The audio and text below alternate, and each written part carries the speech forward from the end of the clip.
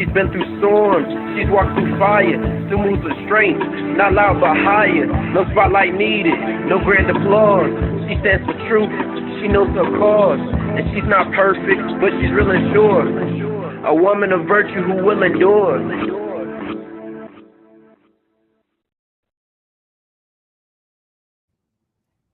Hey y'all, hey, what's up? I am Tanya and I am going to be your host for tonight. So, welcome back to Love, Ladies of Virtue Endure. I am here with the beautiful, beautiful Lorraine and the beautiful, beautiful Crystal. And we are talking tonight about peace. Let's talk about some peace. All right, so peace isn't passive, doesn't happen accidentally, right? Tonight we're talking about peace as something that we practice, protect, and choose in our walk with God. I'm gonna say that again. Practice, protect, and choose in our walk with God.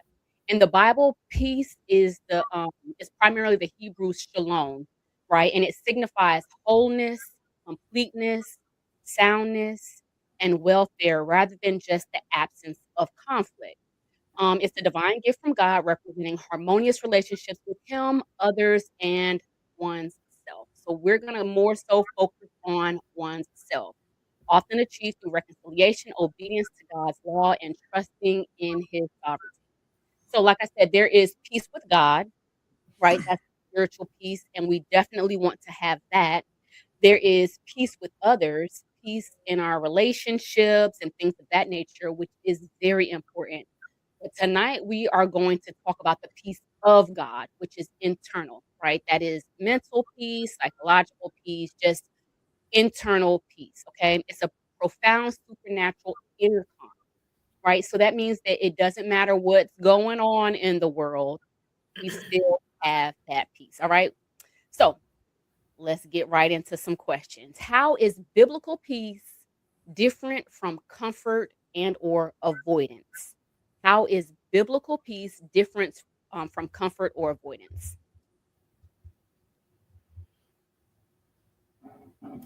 Well,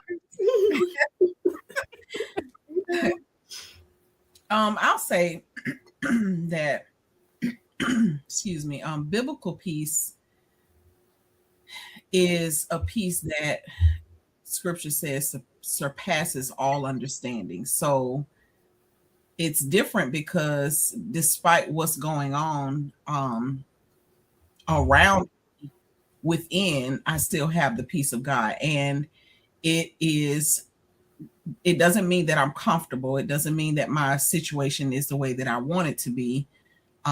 It just means that despite everything going on, I still have peace, and I'm not, I'm also not avoiding what's happening. But I still have peace. Yeah. Right. For me, I agree with what Crystal says. It's also assurance that walking with God, that I know everything's going to be all right, regardless of the situation or circumstance. It also is your faith. So you have to trust and have your faith in God that everything is going to be okay. The avoidance is something that keeps you away from trusting in God, and it just takes away your peace because you're hiding from what you may need to address, whatever that may be, and it delays your circumstances for being. I guess it delays the peace in your circumstance because you're trying to avoid it. Lorraine been to the women's conference. She's still no. That's so, I love that. Y'all, we gonna have fun. That's just what we do. I love that. I love what you said. It delays it, right? Avoidance takes away the peace. And the scripture also that Crystal quoted was Philippians 4:7, and it says, "And the peace of God, which surpasses all understanding, will guard your hearts and minds through Christ Jesus." So the guarding of our heart and mind is it helps us to not avoid it. Even when I have to do a difficult thing or confront someone or something of that nature, my heart can still be guarded. So I'm not addressing the situation in a nasty way. I'm not confrontational. I like to use the word carefrontation. Like this is we are coming together to fix something. But when I avoid it, I feel uncomfortable when I'm around you. I'm wondering what you're thinking, all the things. So you're right, it absolutely takes away the peace. So the biblical peace is just an internal comfort and peace. Why do you think women sometimes feel guilty choosing peace? Or do you think women feel guilty choosing? Um, I go ahead, Crystal. um, I do think that women feel guilty choosing peace. And I think that we are, speaking in general, conditioned to not choose peace. We're, in a sense, conditioned to. Um,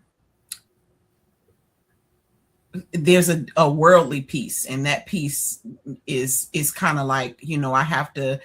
Um, there can't be any conflict. There can't be any. We have to agree on everything, and I have to, affirm you with however you feel and the way that you see things, the way you want to live your life. And if I don't, then we're not at peace. And so I think that the message that the world sends, the way of society is that that's the only way of peace. And so if you're not choosing that, then you're not choosing peace. And so it creates this guilt of, it creates this concept of us feeling guilty because we're not choosing peace, but it's not real peace. um and then I also think that we feel guilty choosing peace. Well, I'll say my experience in feeling guilty choosing peace is because um there have been times that I felt guilty choosing peace because I didn't want to, or people pleasing. People pleasing. I didn't want, the person to be upset, or I wanted to accommodate them or appease them. And that desire was stronger than what I truly desired within. So I was at war within. Yeah. Yeah, I agree with Crystal. Also, it does make you be or appear selfish because you're trying to protect your mind, your heart, your soul, your spirit. And so you kind of, if someone asks you to do something and you say, oh, I can't because, now it's taking me out of my peaceful schedule or my peaceful track, then they're like, well, you might appear selfish. So, yeah. Yeah, that's good. As the both of you were speaking, I was thinking, um, I think sometimes women feel guilty for choosing peace because we're taught to not choose ourselves. We talked Mhm. a few weeks ago, Lorraine, you had the topic virtuous, being virtuous, right? And so sometimes we look at that as we're in our soft girl era. Like I'm quiet, I'm meek, I'm mild, all of these things. And while that can be true, I can still hold a boundary, which is something we're going to talk about later on, is I can still choose peace. I can be a woman of God and choose peace. I can be fully ingrained in the word and choose peace. And choosing myself is not selfish, right? Right. It's actually healthy as long Right. as I'm doing it in a healthy way. Now, there's a difference between confidence and cocky. There's a difference between, self-care and being selfish. And I think that sometimes we feel guilty for choosing peace because, like you said, we're told that we shouldn't. I should show up for everyone all the time. And that I think goes back to what you ladies said in the beginning. It takes away that internal peace. Now I'm uncomfortable. I'm prolonging the peace process. I can say no, still love you, and be at peace, right? Or I can say yes and still love you and be at peace. And I want to say this. Sometimes, um, even if I'm doing something I might not wanna do, let's be real, I don't always do what I wanna, I don't always wanna go to work, I don't always wanna take my children somewhere, I don't always wanna help out in whatever ministry, but if I feel called to it, I'm going to do it, but I still have peace. Does that Mhm. make sense? Even if I am, getting up early in the morning, or even if I am, helping out at an extra event, I can still do that and have peace. That's that internal peace, right? Because I'm still aligned, and so I think that that's important. I Right. like those answers. What situations in your life do you think have challenged your peace the most? Now we're gonna bring it personal. This real life application. Sorry, y'all. What situations in your own life have challenged your peace the most? So not all the situations, just So just, I just think for me, one just one, the or two, most. one or two. Okay, so they're equal. My career and my family. Okay. Sometimes they challenge me to be at a unpeaceful state and moments, and it can get frustrating to deal with those those two. Yeah. You know, so yeah. Yeah. Yeah. That's like that tug of war. Yep. Hmm. I'm gonna say the same, family. And when I say family, I'm really just talking about these raggedy kids. But it got to be raggedy. No, don't be talking about my nieces and nephews like that. You know, don't mind, girl. And we about to go to a break. We will be back after this break.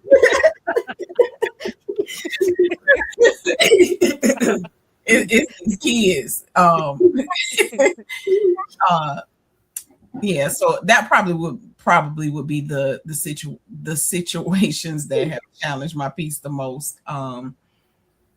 And I would, you said one, but children and Or finance. two. I said one or Okay, okay, two. Number two. okay. So so I would say recently, like now, it would be it's my children and finances that are neck to neck. And you know with kids, I think it's a to be honest with you, I think that the lack of peace is my own my own doing, because they're just doing what kids do. um and so it challenges my peace because I'm torn as a parent on, do I give in to this? Am I being too harsh? You know do I give in to this? Because they're gonna try to manipulate you to say Yeah. what they want you to say. So they're doing exactly what kids do. And so it's just, me trying to navigate through all of that and make the right decision. So Yeah, that's true.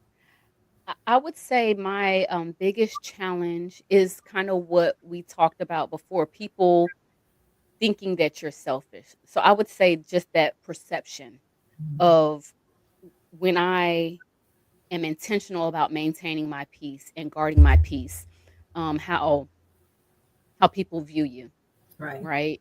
I'm not super big on how people view me, if I could be honest, but it does at times. It can be like, am I being too harsh? Should I change? Should I do XYZ? Should I go to this event? Should I say yes, or should I let them into my space? And usually the end answer is no. But it's Yeah. still a challenge, right? Because I am involved in ministry, and I do believe in community and all of those things. But with limitations, Right. to make sure that I am protecting my peace. So that would probably be my biggest challenge. But I mean, like both of y'all, family that's always one, children, siblings, grandchildren, all of that stuff, because everybody's got their own identity and their own thought of what life should look like, and everybody wants you to conform. We all want everyone to conform or whatever. So that can be a challenge too. Okay. Yeah. So how do you discern when to stay engaged versus when to step back? Kind of like what you said, Crystal. How do you discern when to say yes or when to say no? Whether it is to family, or Lorraine, whether it is to work, like, what does that look like?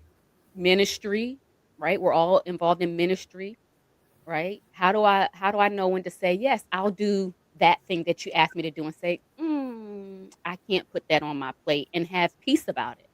Mhm. For me, it's really just staying in prayer before God, really seeking Him, and that's something that I personally had to work towards, because, my mindset was, because I want to help everybody, the whole world, just so irrational. That is so unrealistic. You got But this. here I am wanting to say yes to everything, and I think that God just He brings us to places where we realize that it's not it. It's too That's not it. much. It's this too much. And so yeah, he brought me to that place where I'm like, oh, I can't do this. I mean, literally, like, to a place where not can't I can't just not do this. I can't do any of these things. Like, I've taken on too much, and so I can't do any of these things. So he's really dealt with me in that area of, because I get excited and I'm like, oh yeah, that sounds good. Yeah, yes. No, sit down. Yeah, just really staying before God for me. Yeah. Yeah, for me, mine is literally prayer, but time management and priority, because I try to live a stress-free, peaceful life. And I know what I can do and what I can't do. It's already pre-programmed in my mind, but I pray about it to see if God says something different. But if he don't say anything different, it's going by my schedule, what I can do and what I can't do. And I'm going to stick to that, because I'm not going to walk around being stressed out. I'm just not going to do it. Y'all have that. Y'all good at that. Y'all have that. I don't have that. I have to be like, God, please tell me Please, Lord, please. please. Yeah, for me, it usually resonates in my spirit, and then I'm asked. And so if it's already confirmed, Confirmation. Yeah. then I know, okay, hey, God wants me to do it. He's usually cleared my plate to do it. So then I know I can take that on. But if it doesn't resonate in my spirit, then I'm not going to do it. And the little bit of guilt comes in when I say no, but then I'm like, okay, oh well. Yeah. Lorraine be like, hold on, let me check my plan. 2:30. Nope, not gonna be able to do it. Thank you. Come again. Hold on. Three on Saturday. Not it. It doesn't align. It doesn't align. And even like, will be like 2:30. Yeah, I only have 14 other appointments. I'll fit you in as well. But even too, what I'm doing now, it presses into my time. But once again, God confirmed it for me to do. So although it just makes my time management skills stronger, put it like that. So let me say, y'all know I'm light skinned and my nose turning red. Sorry, y'all, I can't help it. That's something. Yes, I only have 14 other appointments. Sure, I'll be there. Absolutely be there. Oh my we God, gonna pray for you, sis. That's so good. But it's not as bad as it used to be. It really isn't. The Lord, I know. He has dealt with me, because I was like drowning. And it's like, you doing too much. Like, why are you trying to fit everything in 30 minutes? What are you doing? That's not it. And so and I'm like you now, Lorraine, for the most part. And I have to be hard with myself, especially when it comes to my kids, because I'm like, oh my gosh, they want to be involved in things. I don't want to deprive them and da da da da. But I'm one person and I can't do everything. And so, and I'll answer them aggressively, like they'll be like, can I just please? Can I? No. The answer is no, no, no. And they like, okay. And really, I'm saying no to myself. Don't give in. No. Don't do it. Proud of you and them boundaries, girl. Yes, Proud of you. I've been working it. Oh God. That's so good. I love it. I love it. Um, that's good. I would say mine's is kind of like Lorraine's. I'm pretty good with my schedule. If it doesn't fit into my schedule, because I believe that God has already ordained my schedule. Um, if it doesn't fit into my schedule and if I don't feel inner peace and confirmation, then I'm okay stepping back. Right. Sometimes, so I'm the type of person that I want it to be at every service, right? Because I'm a worker. I love ministry. I love praying. I love worship. I love preaching. I love teaching. I love all the things, right? That's who I am. That's what I want to do. That's what I believe I'm called to do. But it got to a place where it was more of a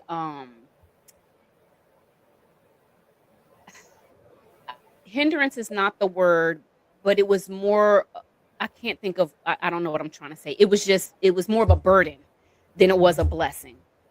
Right. And so I had to sit back and I had to pray, okay, God, where do you want me in this season of my life? What do you want me involved in this season, because I understand seasons, right?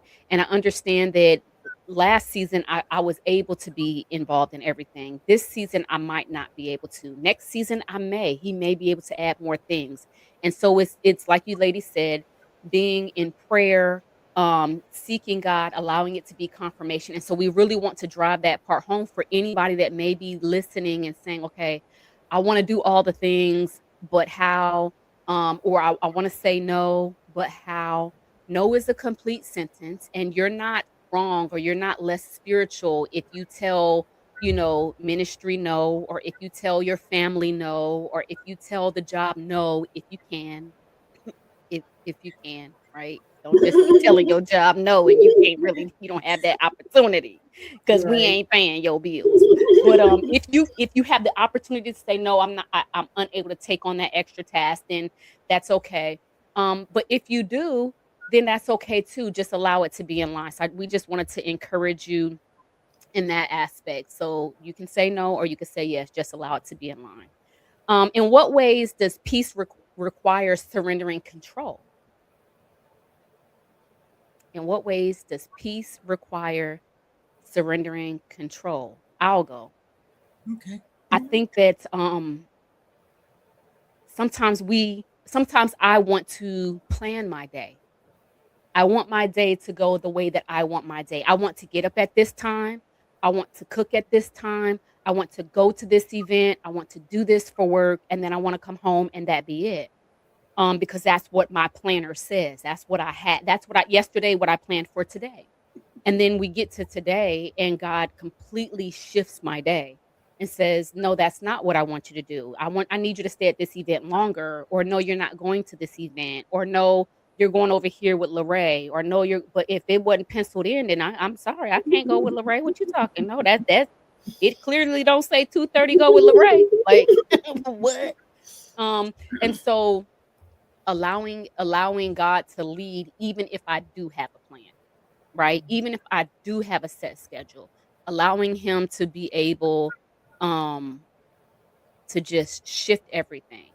That still gives me peace Mhm. because I know that he's in control. Now, it did not used to.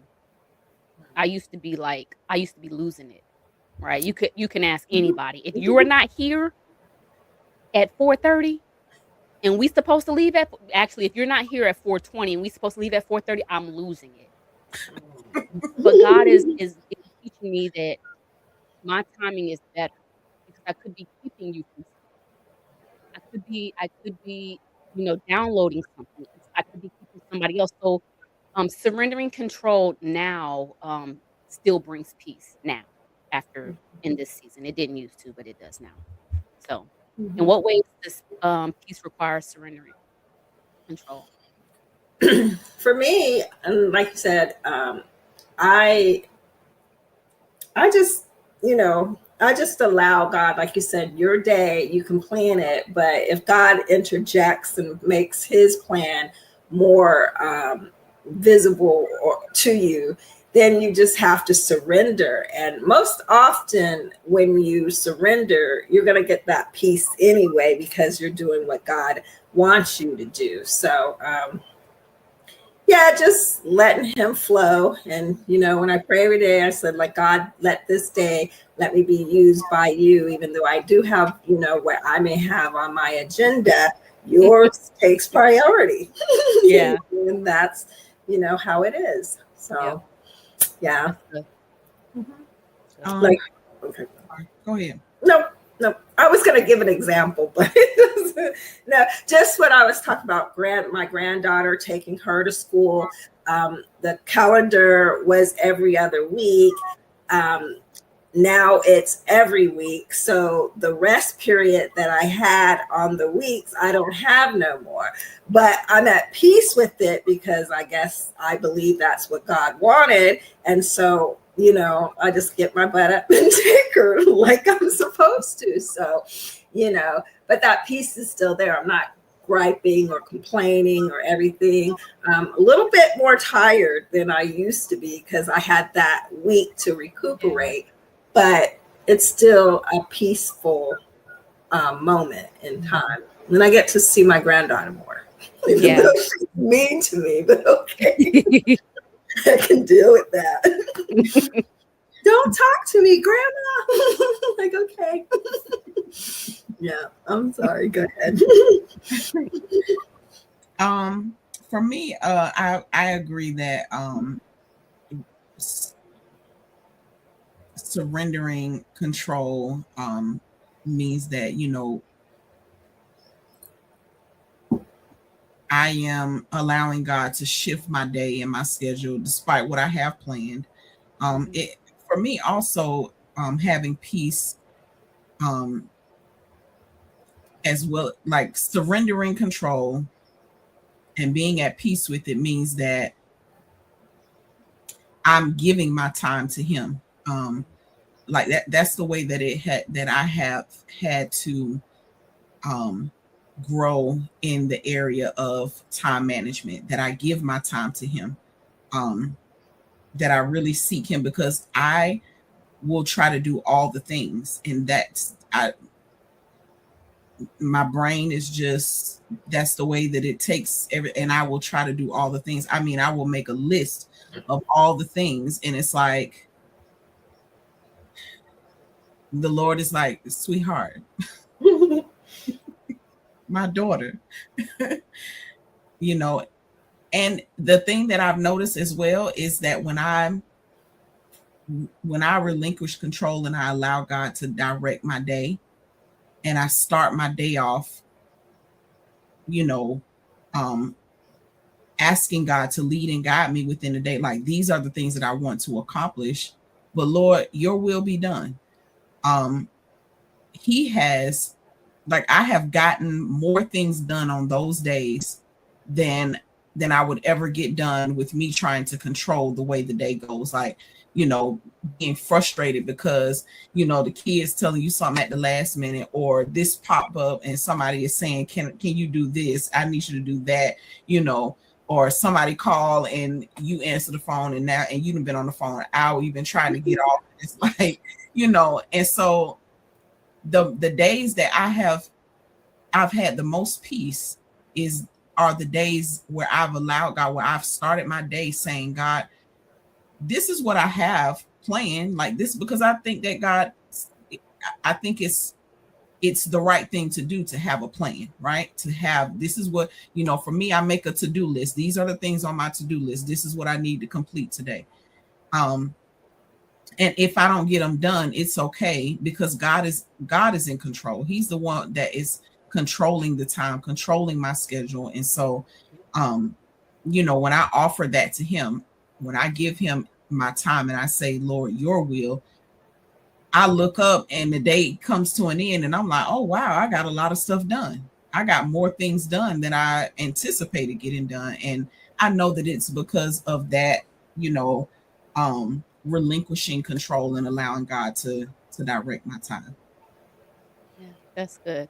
So ultimately, I think surrendering control brings about a level of peace, because when we surrender control, then that gives God the opportunity to move however he wants.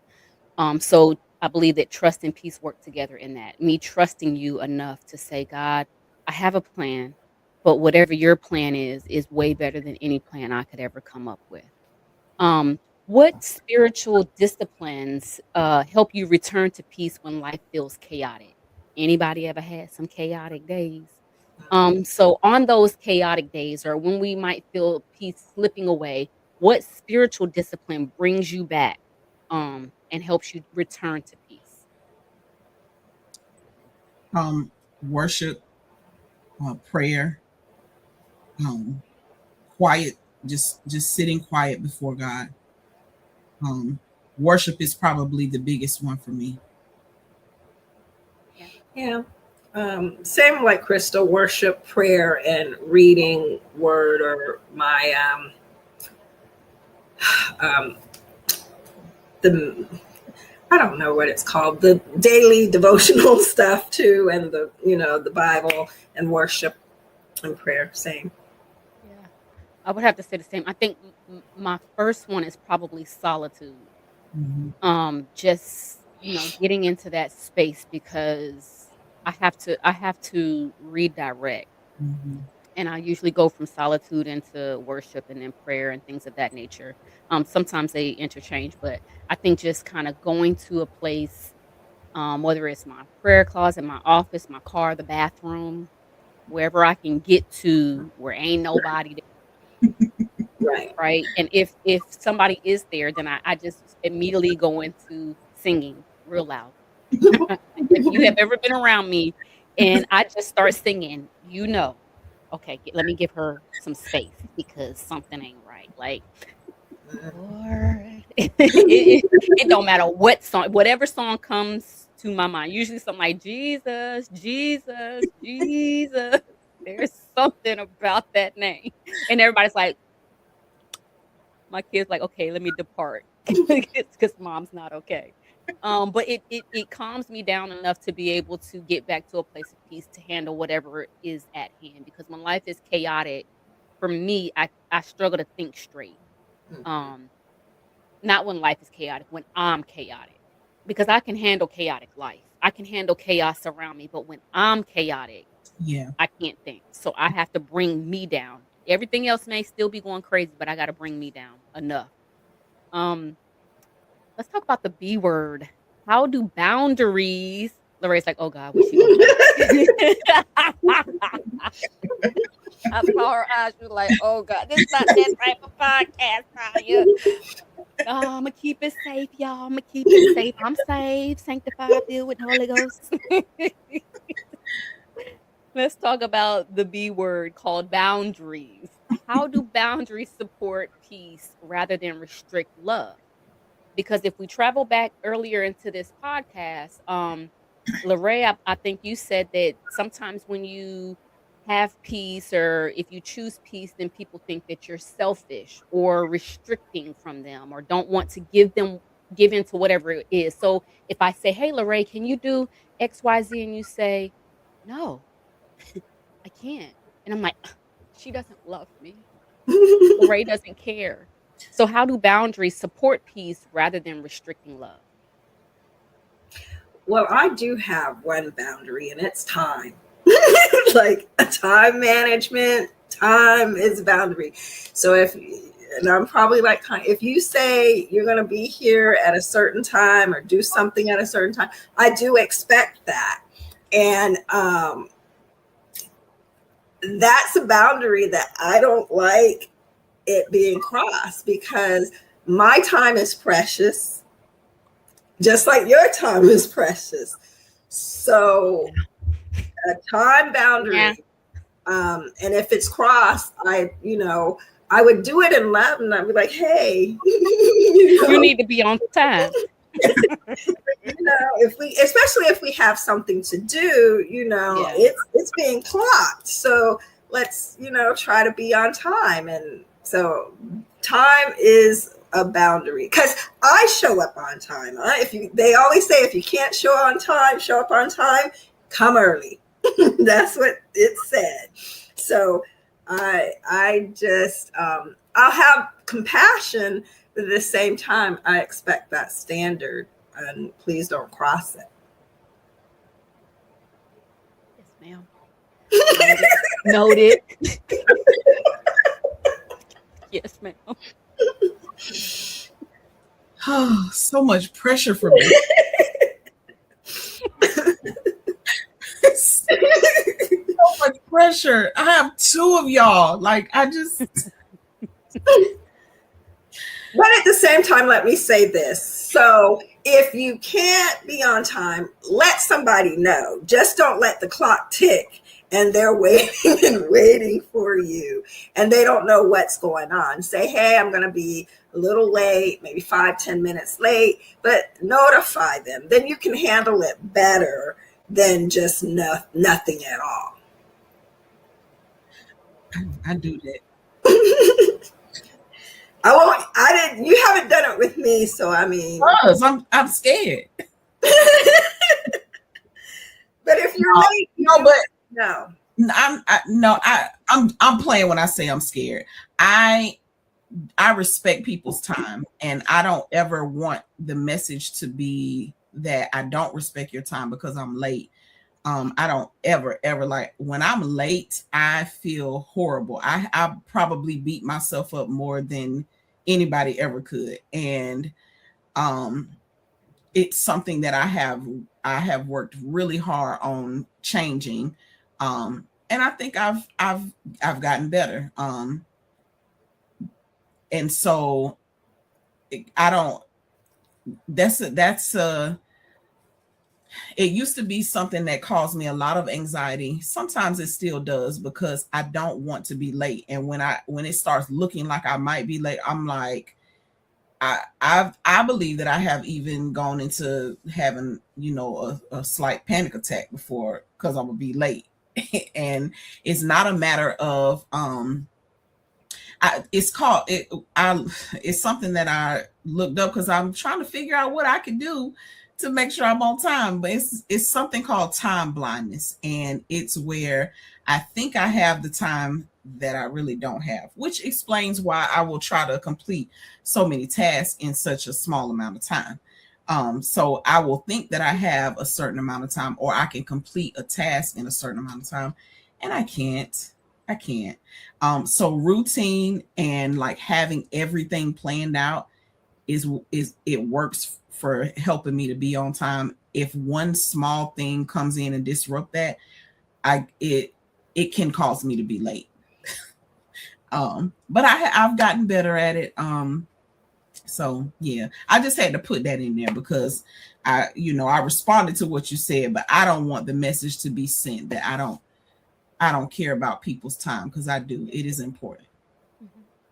And I probably have a lot more grace or compassion. That's my boundary is not as rigid when it comes to somebody being on time to something that I'm expecting them to be to, because I know that I have failed in that area. So my boundary is not as rigid. And I mean, of course, if you're going to be late or something, communicate that. That's the right thing to do. But yeah.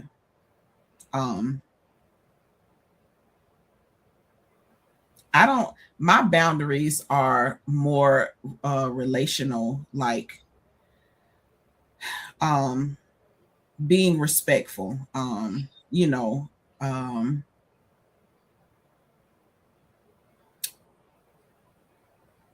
That's probably my biggest boundary that it can, I don't know, guys. I don't know. The biggest area that I needed to work on boundaries with has been with my kids.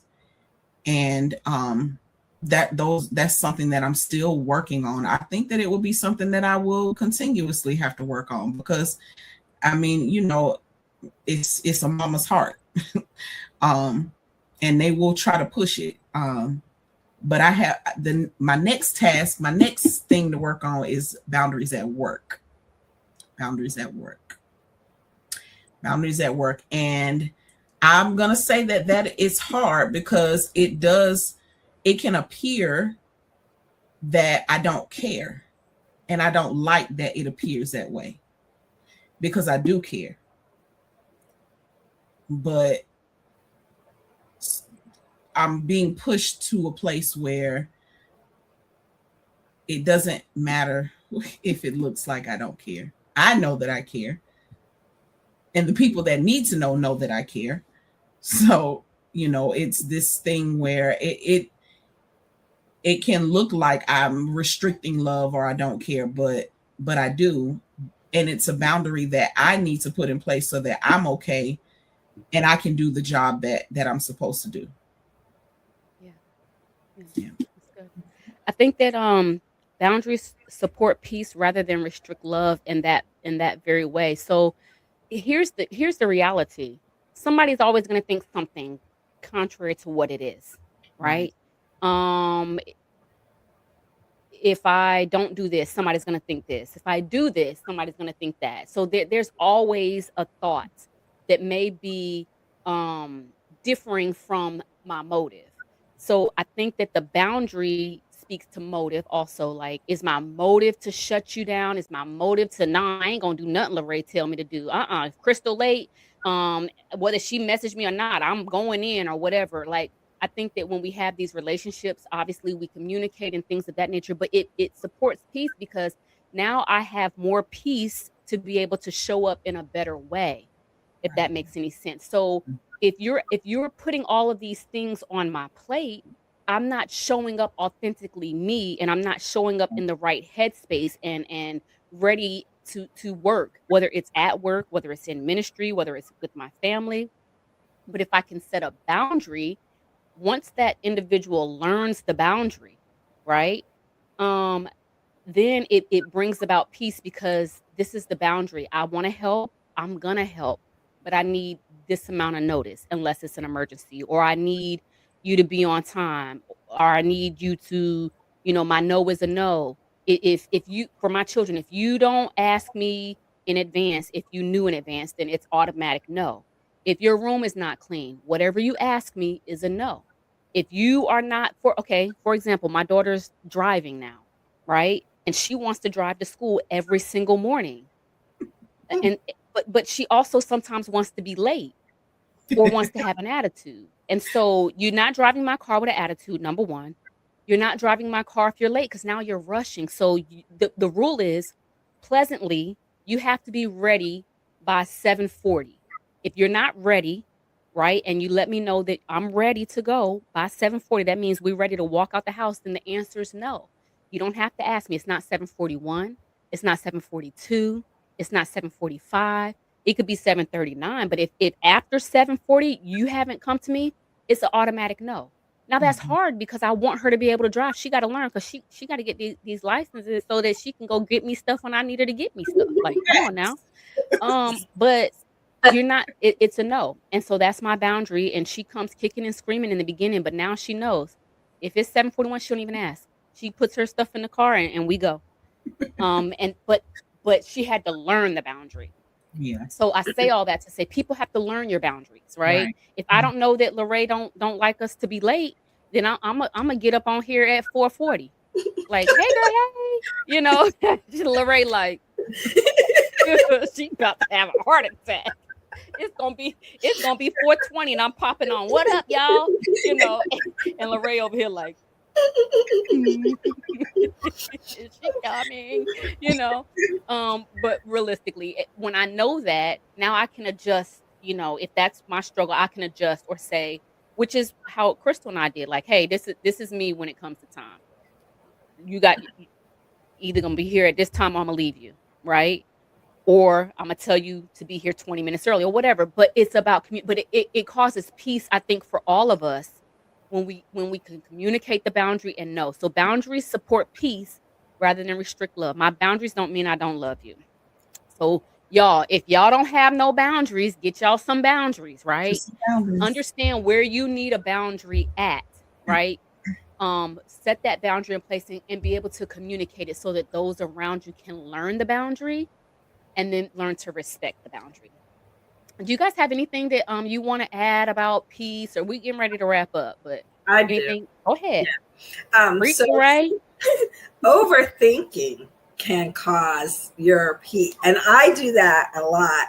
So something could happen and then I'm like, oh my gosh, then I'm overthinking the scenario or what I could have did or what I should have did and my peace is like the whole day is messed up because I'm overthinking stuff. And then I have to pray and say, God, can you work out the situation? Or if it needs to be worked out, and it's just a peace destroyer when you overthink. And then I have to let it go and give it to God. And when all I had to do was, okay, it happened, it's in God's hands, let it go. But no, I got to sit there and just make up all these scenarios and then my stomach anxiety and fear and all this stuff. And it is, overthinking is. Yeah, that's so true. That's a good point. Yeah. That's so true. Yep. Overthinking. That's the thief of peace. Overthinking and fear. That's true. So Crystal, you have anything? No. As we're closing, I want to leave you guys with 2 questions. Where do you need to invite God's peace into your life right now? Right? Just think about that. Whoever's listening, you can write it down. If you want to leave us a comment or, just talk to your friends about it. Where do you need to invite God's peace into your life right now? And what has God been asking you to release in order to maintain peace? So where do you need to invite God's peace in? And where or what has he asked you to release in order to maintain peace? So I want you guys to just dwell on those questions. And again, if you guys want to hit us up in the comments and let us know, we would love to hear from you. But I want you to know that peace is not weakness. It's a sign of trust. And when we choose peace, we choose to align with God. I hope and pray that you all have gained something from this podcast. We had a good time, if you couldn't tell, and we hope that you did too. But remember to stay anchored in God, led by love and unshaken in virtue. We hope you guys have an awesome and amazing night. Good night. Good night. Night. She's been through storms, she's walked through fire, still moves with strength, not loud but higher, no spotlight needed, no grand applause, she stands for truth, she knows her cause, and she's not perfect, but she's real and sure, a woman of virtue who will endure.